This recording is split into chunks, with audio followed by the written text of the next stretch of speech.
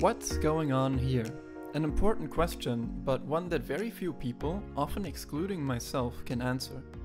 Losing track of your mouse, of your character, of your teammates and opponents is a common happenstance in any low elo league game, and this is no coincidence.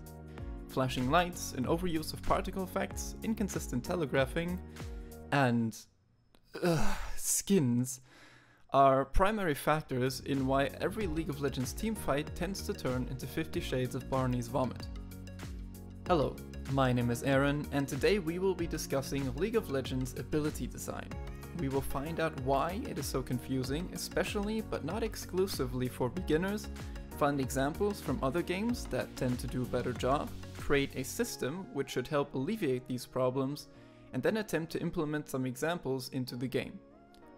On the surface, League of Legends has some traits that could make it quite clear to read. First of all, it is viewed from the top down like a strategy game, and players can move the camera freely, giving them a much better overview than, for example, a first-person perspective. On an individual level, most champions' abilities are also quite expressive. Since Riot's designers have correctly made the decision not to try and make the game look realistic, the over-the-top animations give each ability a defined uniqueness. However, the problem arises when one takes these unique animations and puts them all onto a player's screen simultaneously, and there are a lot of them. Each champion has 3 abilities, a passive and an ultimate, along with 2 summoner spells each. The ultimate and the summoner spells can only be used once per fight, and the standard abilities have varying cooldowns. Usually there is one main ability with 4 seconds cooldown and 2 others with, let's say, 8 seconds cooldown each. With these numbers, each champion will be able to do just about 9 things in a 15-second long teamfight, plus performing basic attacks and any activatable items. But in a teamfight, there will be 10 champions in total, resulting in a lot of stuff to watch out for. A normal human being will never be able to keep track of all of these things at all times, which is why designers must implement systems that help unclutter the potential chaos this can cause. While League of Legends' 157 champions can have vastly different sets of abilities, there are 4 different categories that almost all abilities can be split up into: projectiles, fields, basic attacks, and champion effects. Projectiles are moving entities which move in a certain direction and apply their effects once onto their target when their hitbox overlaps with said target for the first time, like Morgana's Q for example. The basis for our projectile will be a simple 3D sphere. Fields are areas which constantly apply their effects onto any targets whose hitboxes overlap with theirs when their effect triggers, like Soraka's E for example. Our basic field effect will be a circular 2D area on the ground. Basic attacks, also known as auto attacks, are available to every champion, and they are the most basic method of dealing damage. These attacks cannot be dodged by movement, and they can only be disabled by a few specific abilities. Most ranged basic attacks can essentially be considered homing projectiles and can therefore be reworked in a very similar fashion as standard projectiles. Most melee basic attacks aren't individual entities but are instead telegraphed by a character swinging his sword or punching with his fists. Basic attacks empowered by an ability usually cause their character's weapon to glow.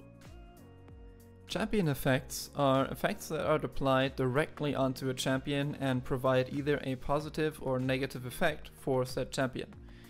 Examples here are most shielding effects like Lulu's E or Karma's E, but also self-buffs like Tryndamere's ultimate or Rammus's W. They are usually communicated by an animation or a field directly around the affected champion. Our basic version of a champion effect will therefore also be a field surrounding our champion. My plan for this rework is to create a basic version of each of these 4 ability types and attach mandatory traits to them, which should be included in every ability of their type for all champions. Almost all champion abilities can be considered one or a combination of these 4 effects. There are some very specific abilities which can't be classed into these categories, but for the sake of simplicity we will ignore those, since these would each require their very own review to determine any telegraphing issues. In the previous part, I have created a color scheme for different stat types like armor, magic resistance, physical damage, and magic damage. While it doesn't make sense to apply this color directly onto all abilities, I will attempt to carry over as much as possible in order to keep my item redesign and my ability redesign consistent. All of the following abilities have very similar effects. They heal their caster. However, these abilities have no visual similarities telegraphing their effects. Let's have a look at a game that does a much better job at this: Overwatch. Overwatch is a first-person shooter with a simple color coding system for its abilities. Yellow heals, blue beams provide a damage boost, and purple deals or increases damage. All abilities in Overwatch follow this color code, allowing players to better read a situation. Why is this character not dying? The yellow thing is healing him. That opponent is attached to a blue beam, he now does more damage. I have a purple thing stuck to me, I now take more damage. This color system works very well, even though the colors which are used aren't even the most common colors for their effect types, with green usually being the go-to color for healing and not yellow. This color system will be our first mandatory trait which we will add to our abilities. Each projectile and field effect must be colored in somehow, and its basic form will be colored in a way that communicates its effect. Riot's current philosophy for coloring in abilities is to match the style of all three of a champion's abilities. Morgana, for example, is purple. Her Q, W, E, and ultimate are all purple. The advantage of this system is that, on paper at least, it allows people to assign certain effects to certain champions. If the effects dealing a ton of damage are red, then they must come from that red champion over there. The effects stunning me, however, are purple, and if I wish to prevent getting stunned, I should keep my eye on the purple champion. Unfortunately, this approach brings several problems with it. First of all, there are currently 157 champions in the game, and if you split them up evenly on a color wheel, there are bound to be similarities. Riot has even begun giving certain champions similar color schemes, although these color schemes appear to be more fixated on communicating a champion's lore than his in-game effects. My own color system would instead focus on communicating the ability's effects, with purple being used for anti-spell shields, gold for immortality, and green for healing effects. Crowd control, or CC for short, are abilities that allow you to impair opponents' fighting capabilities. The most common CC effects are movement impairing effects like slows, roots, and stuns, but there are also rare effects like silences, blinds, knockups, forced movement, fears, charms, taunts, polymorphs, grounds, and being trapped in a death realm with an unfair champion.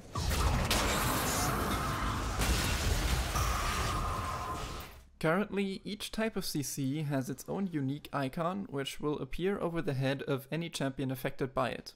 While it is a nice start, this is the only indicator that a champion has been affected though, and these icons are quite insignificant compared to the severe limitations they cause to their affected players.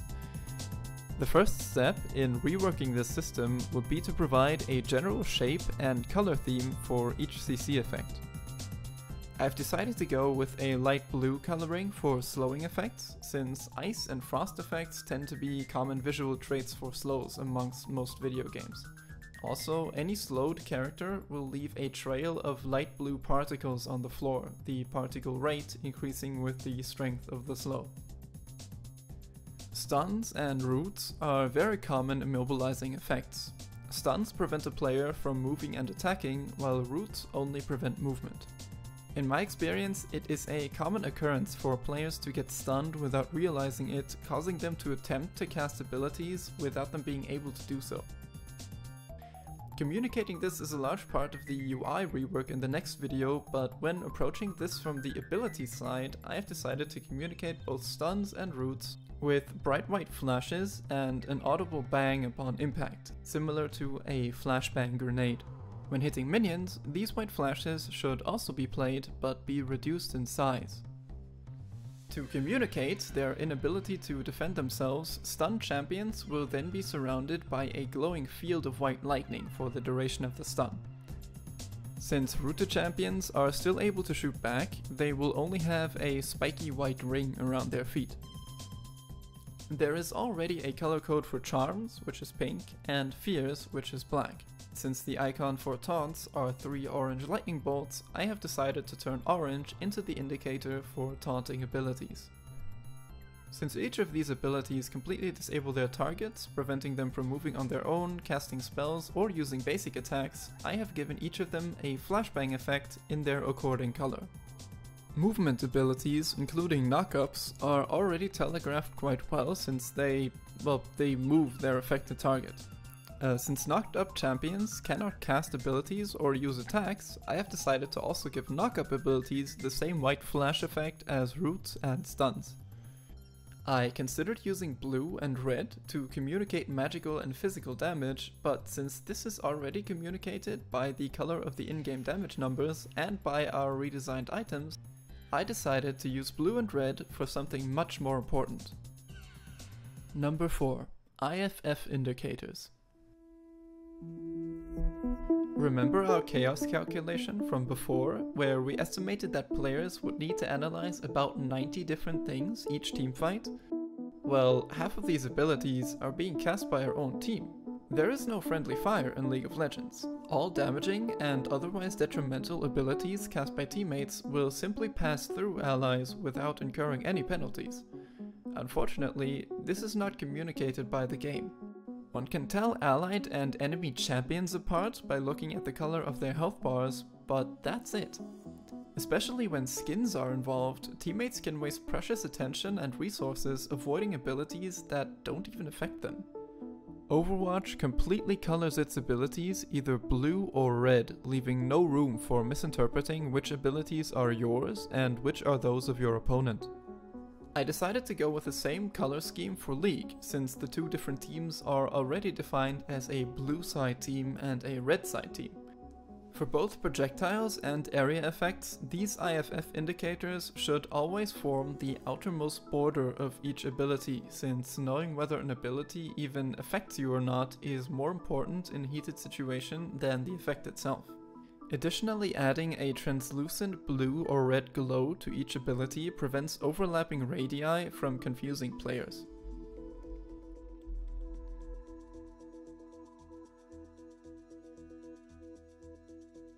Even with these friend or foe indicators, newer players will often struggle paying attention to everything. These players are often overwhelmed when trying to figure out what specific animations and opponents they need to look out for. Especially since the power of the same champion's abilities can vary greatly from game to game due to the different amounts of items each player has acquired. The same ability from the same champion may be harmless in one game and devastating in the next, without there being any visual differences. While learning to make these decisions is a part of mastering the game, there are a few methods that designers can use to help players out. One of these methods would be to make more dangerous abilities appear more prominent than others. Implementing such a system wouldn't only improve telegraphing, but it would also reward players who are fed with a sense of empowerment when their abilities outshine those of all others. For projectiles, I have decided to implement these intensity indicators as a glowing sphere inside each projectile, which increases in size as the ability becomes more powerful. Adding a glowing effect helps even small projectiles stand out amongst other weaker abilities. No matter what the power level of each ability is, however, it is important not to have this halo effect obscure the projectile's hitbox. For area effects, I have increased the area's lighting intensity and widened its outline. Adding additional effects inside the area as the ability increases in strength is also an option, though one would need to be careful not to make the ability look too different from the original. Also, adding additional effects would be a lot of work for the graphics team. And me. These power indicators can also be uniquely tailored to a player's current situation. In Overwatch, if your hero is vulnerable to certain enemy heroes, then these heroes' abilities, footsteps, and voice lines are louder for you, helping you keep track of their cooldowns.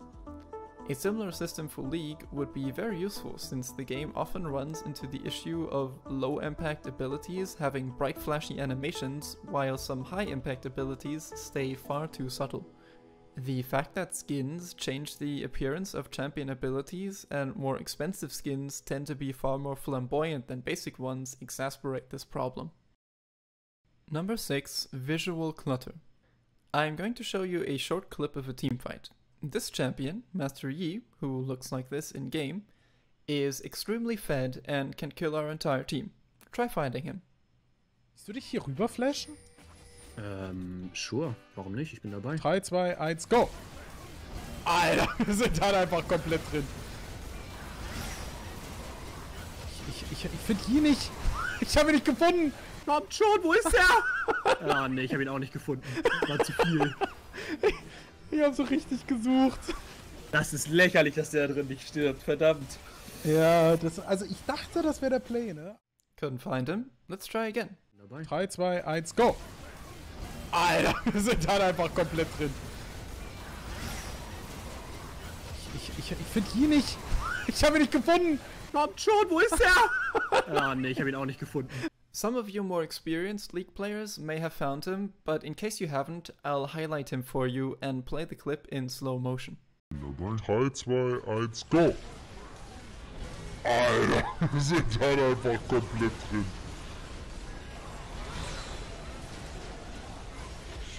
Ich finde Yi nicht. Ich habe ihn nicht gefunden. Kommt schon, wo ist er? Ah, nee, ich habe ihn auch nicht gefunden. Das war zu viel. Ich habe so richtig gesucht. The two influencers you just saw playing are both very experienced League of Legends players, but even they can struggle to find the opponent they are looking for even if he is right in front of them. A screenshot of the fight can tell us why. Everything is covered in particles and attention-grabbing animations, obscuring the silhouettes of all champions, allies and opponents alike. Unique silhouettes are Riot's main method of keeping their champions distinguishable. They have even addressed this in one of their Q&A videos. This task is made more difficult by the fact that most League of Legends champions tend to have similar body types. But even the best silhouettes won't help if they disappear behind a wall of sparks the moment a fight breaks out. This is a common problem in League. Taking a screenshot of most teamfights will usually show that champion silhouettes are unrecognizable and many abilities are indistinguishable. My solution? Simply reduce the amount of particle effects. They seem to give almost every ability a sort of fuzzy effect, not only causing confusion, but also distorting their hitboxes, making them more difficult to read. Giving all area effects a clean white outline which remains visible over any particle effects would allow players to judge their hitboxes much more comfortably. Number 7. Timers. Certain abilities have timers for secondary effects, which will activate after a set amount of time. While some of these timed abilities telegraph this, others don't, even though they probably should. In these cases, it really isn't necessary to look towards other games for solutions or invent our own, since Riot has already implemented a slew of examples, like Zillion's bombs and the redemption effect. Everything that remains now is to simply add these effects to any other abilities that might need them. Number 8. Audio cues. All of these examples are visual in nature, but one cannot underestimate the potential of sound-based telegraphing. This is especially important for games which are played in first person, since their players are only able to see a portion of their surroundings. In League, almost all effects are telegraphed by sound, but these effects are not sorted by priority. This means that many abilities have a similar volume, and when a larger fight breaks out, the overlapping sound effects and voice lines tend to become just as indistinguishable as their visual aspects.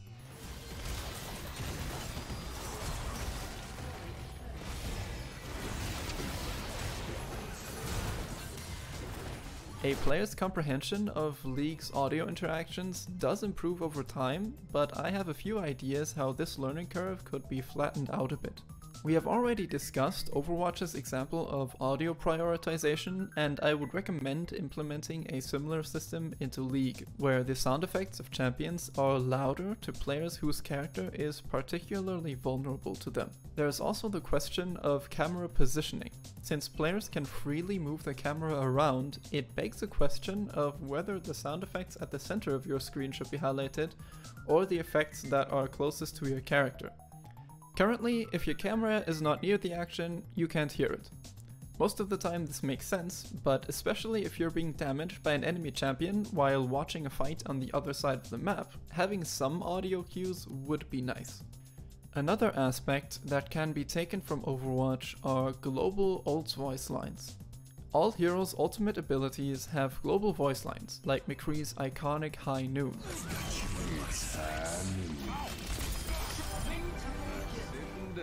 This gives players a fair chance to react in time, or at least keep track of their ultimate's cooldowns.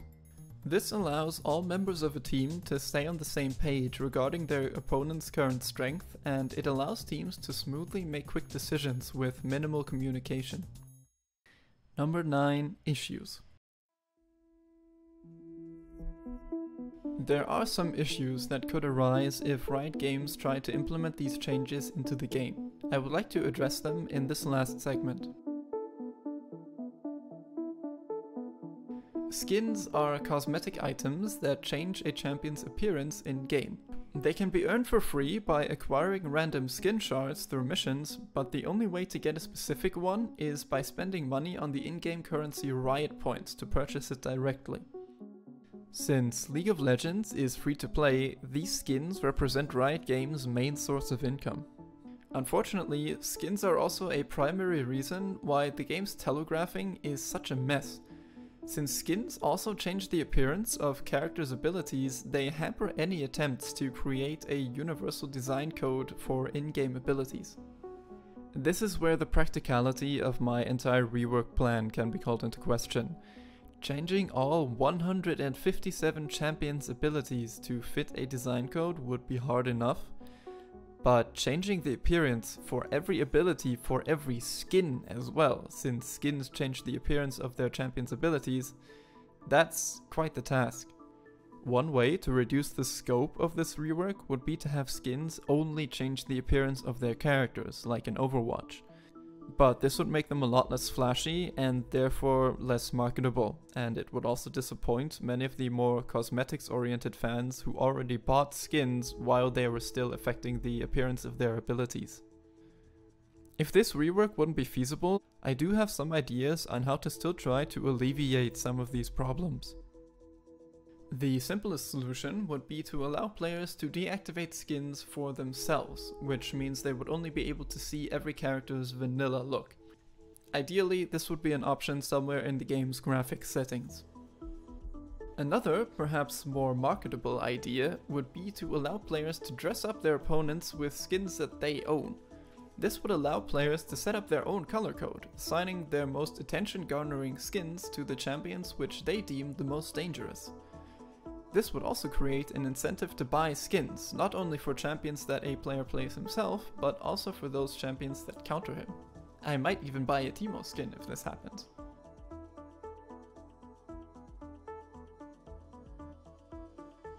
A problem that could be more internal to Riot Games is that their artists may not be used to working under these strict conditions. Many of Riot's skins, especially the more extravagant and therefore more problematic skins, are very expressive, and they would be the centerpiece of any artist's portfolio. Having studied with many aspiring artists myself, I know that no one becomes an artist for the money, but much rather for the passion.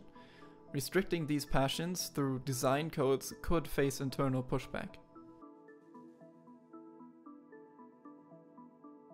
Something which might also make the artists a bit unhappy is that while this rework helps make everything clearer, it doesn't make the game prettier. In fact, some evil, superficial voices may even call it ugly.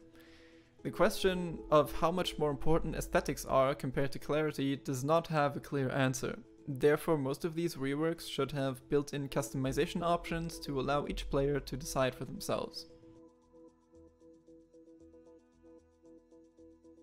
Riot's designers themselves appear to have put a lot of priority on communicating in-game lore and adding flavor to their characters and to their own cinematic universe. Since Riot is currently branching out into several other games and is even creating an animated series, the success of which relies solely on people getting hooked by the Runeterra cinematic universe, this is understandable. But if a game's background story takes priority over visual clarity, then a frustrated community is a pre-programmed consequence. Having an interesting lore and a visually clear game doesn't even have to be mutually exclusive, with Overwatch, again, providing an excellent example. In order to achieve this, the entire design process will need to be streamlined across all departments. Art, lore, marketing, balance, and design teams will need to constantly communicate and settle on design principles that they will all abide by.